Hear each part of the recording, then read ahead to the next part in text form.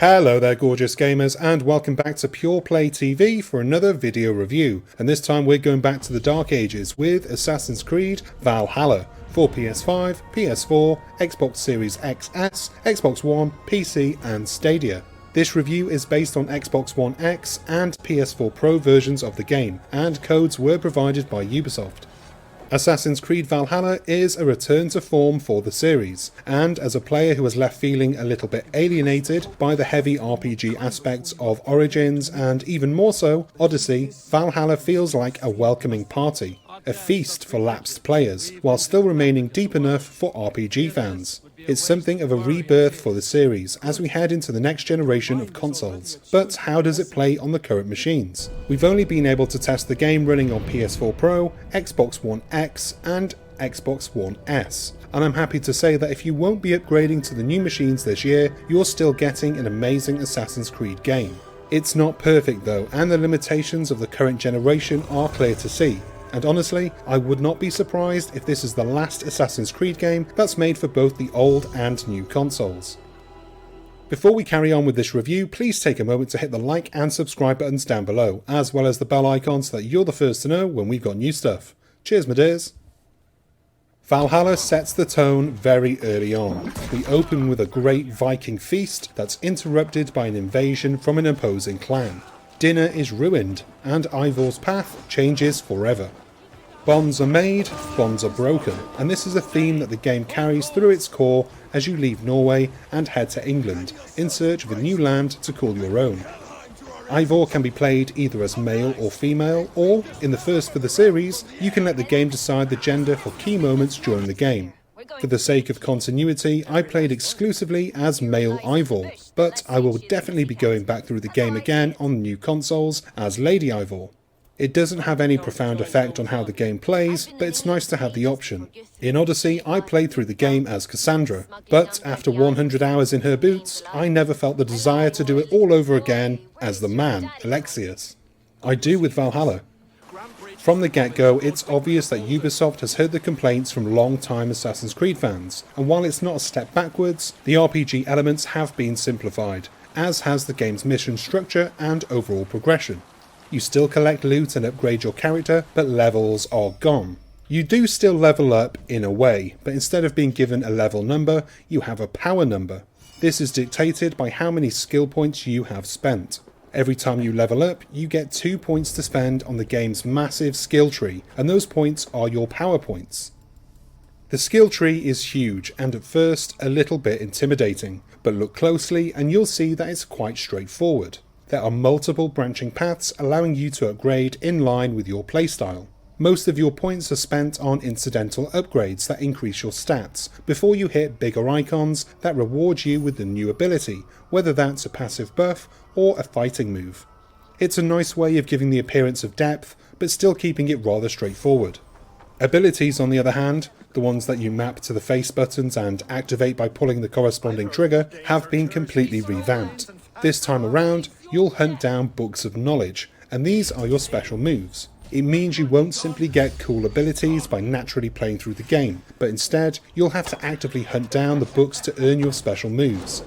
I actually went through the first few hours of the game without collecting any, and I didn't suffer for it, but you will definitely want to build up your book collection before you start going through the game's narrative properly, which really starts when you arrive on the shores of England. Assassin's Creed Valhalla's world is a lot more focused and tighter this time around. There are still side quests, but they're a lot more manageable, with each of the game's 11 regions having a set amount. The side content is split into categories: wealth, mysteries and artifacts. Wealth locations are where you will find the best loot to upgrade your new home in England, and these are often found in raiding locations, but they're also scattered around the game's huge world too.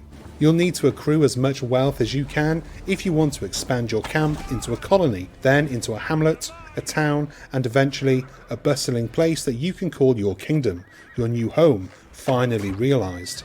Building up your settlement is not just for show. Expanding your new digs rewards you with buffs, trade, gear, customization options, missions, and even adventures to Asgard. Yes, that Asgard. Mysteries are your world events, a little bit like the Strangers and Freaks missions in GTA 5. They're also places where you'll solve puzzles and gather information on this new land, as well as collectibles, and artifacts give you a little history to collect too. It's all very unified and easy to keep a track of. One of the problems I had with the last two games was that I was constantly sitting on the map screen trying to figure out what to do next. In Valhalla, it's very easy to keep a track of what you've done, what you need to do, and where to go next. You can barrel through the game's story if you want to, and I did for the first dozen hours or so, but hitting up some side content between story missions is not a bad way to upgrade your version of Ivor, as some enemies will still be deadly should you come across them underpowered, and each region has a suggested power level. This is an obvious way to keep you reined in and only exploring the areas that the game wants you to at that time, but it still feels quite natural. I never wandered into a region that was outside of my power level, because there was plenty enough to do in the regions that I was suited to. To be clear, you can go wherever you like, you just might have a hard time while you're there. I wasn't expecting much from the game's story, but after I let out a louder than expected "bloody hell" during the game's opening scenes, I knew that I was going to be in for a treat. There's a core cast of characters to start with, and I was thrilled to see many of them over and over again, especially Ivar, who, aside from Ivor, is perhaps the best written character in the game, and whoever wrote his lines deserves a pat on the back. He's brutal, disgusting, and hilarious, all the while being a menacing figure that I never really trusted. In Odyssey, many of the characters were in and out before I could memorise their names, thanks in part to the fractured story and bloated side quests. The side quests this time around are mostly one and done events, rather than multi-hour endeavours with cross-country treks. Some of you may find that to be a bit of a letdown, but I found it refreshing. On my way to a story location, I could come across a side quest, get it done, and then carry on with my story. There are some big changes to the narrative format in Valhalla. The assassins are introduced early on as allies of Ivor and his Raven clan, as well as their sworn enemies, the Templars.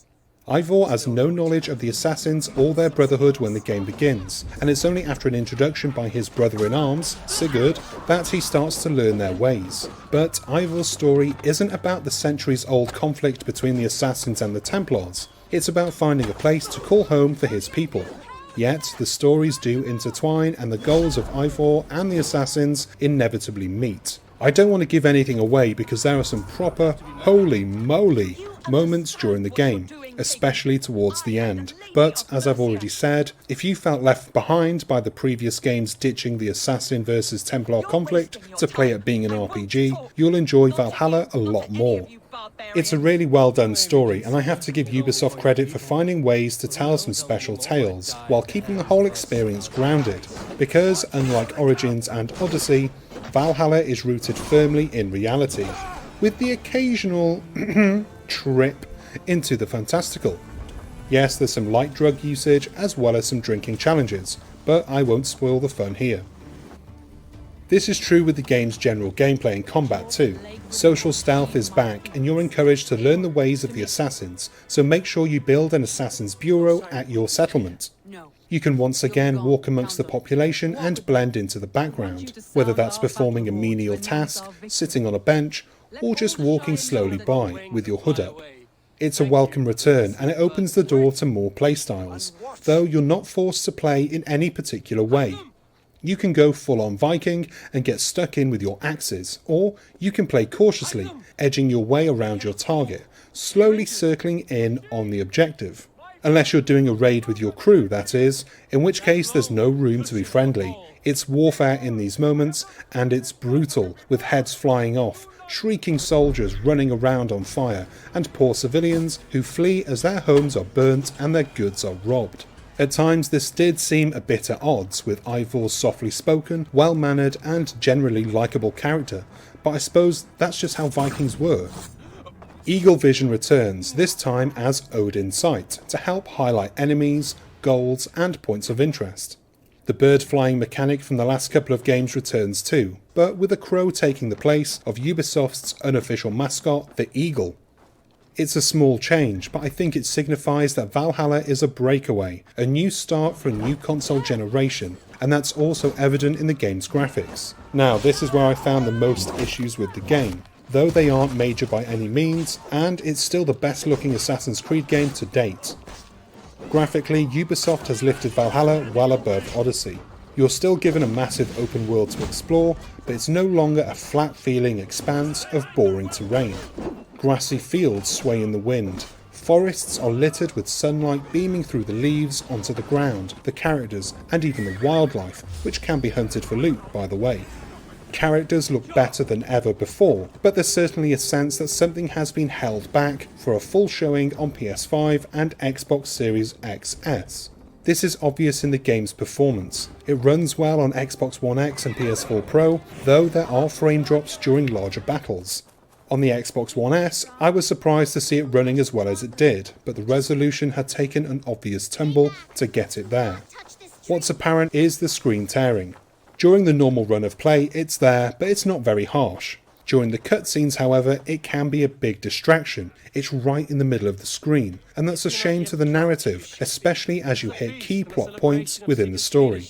I'm almost certain this will not be an issue on the new consoles, but for those stuck with the current gen machines, it's an unfortunate feature that serves as a reminder that these aging consoles may have hit their limits and maybe don't have that much more to offer. The game also suffers from a few glitches too. Animations can be wonky and characters can often clip through the environment, or even other characters. I've had a couple of crashes on the Xbox One X that forced me to restart the game. Thankfully, I didn't lose much progress, but it was still annoying to have it happen, and it further reminded me that I've got a next-gen machine on the way, and I can't wait to boot up Valhalla on that. In the meantime though, I still recommend the game to current-gen owners. We've seen a lot worse over the last 7 or so years, but we've rarely seen better. Assassin's Creed Valhalla gives the series the soft reboot it needed to bring back lapsed players while keeping the audience won with Origins and Odyssey happy. And I can't fault Ubisoft for playing to both crowds. Despite this being one of my longer reviews, there's still so much I've not been able to talk about. The game is huge, a massive accomplishment and worth exploring for yourself. So rather than spoil you any further, I'll leave you to discover the best of Assassin's Creed Valhalla for yourself. And that's the end of this review. My throat is killing me and this one almost put me in the ground. But I really enjoyed the game and I just had to do this review. It had to be me. I hope you enjoyed it. I hope you found it useful. I really enjoyed the game and I really hope you will as well. It's fantastic. If you did enjoy this video, please do us a favour and hit the like and subscribe buttons down below. And don't forget the bell icon too. That way you're the first to know when we've got new stuff for you to watch. I've been Chris. You've been my good Vikings. And I'll see you on the next one. Bye.